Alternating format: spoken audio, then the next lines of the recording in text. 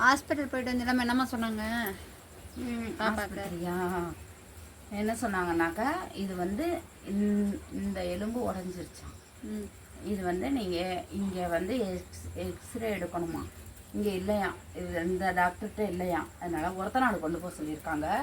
ஒருத்த நாட்டில் போய் எக்ஸ்ரே எடுத்துகிட்டு அதுக்கப்புறம் எப்படி அதோடைய நிலவரம் இப்படியே இருக்குமா, இல்லை எதை காப்பாற்ற முடியுமா, நடக்க வைக்க முடியுமான்னு செக் பண்ணுவோன்னு சொல்லியிருக்காரு டாக்டரு.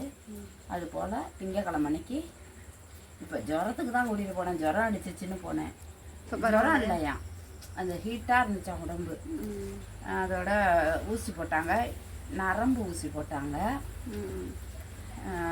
எந்திரிச்சிச்சு, ஆனால் தலை ஆடுது. நல்லா ஃபுட்டு நல்லா இன்றைக்கி சிக்கன் சூப்பு தான் கொடுத்தேன். சிக்கன் சூப்பு, மட்டன் சூப்பு, இந்த கோழி காலை வாங்கி அதை வேக போட்டு அது தனியாக சூப்பு கொடுக்க சொன்னாங்க, கொடுத்தோம்.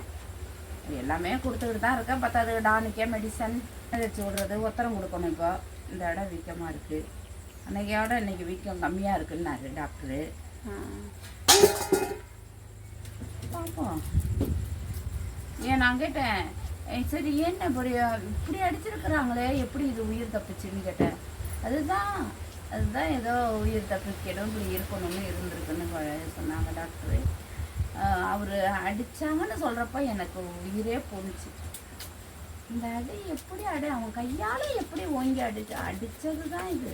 அடித்தானா தூக்கி செவுத்துல தான் அடிச்சு. என்ன எப்பா அதை யோசிக்க கூட எங்களால். சரி, நம்ம ஒருத்த நாடு போயிட்டு எக்ஸ்ரே எடுத்துகிட்டு பார்த்துட்டு, ஒருத்த நாடு திங்கக்கிழமை கொண்டு போகிறேன். எக்ஸ்ரே எடுத்துகிட்டு நம்ம இதோடைய நிலவரம் எப்படி இருக்குன்னு நம்ம பார்த்துருவோம். ஏப்பா பாப்பா பாப்பா பாப்பா வந்து யாரு பேர் வச்சது? எங்க வந்து பாப்பா நீன்னு?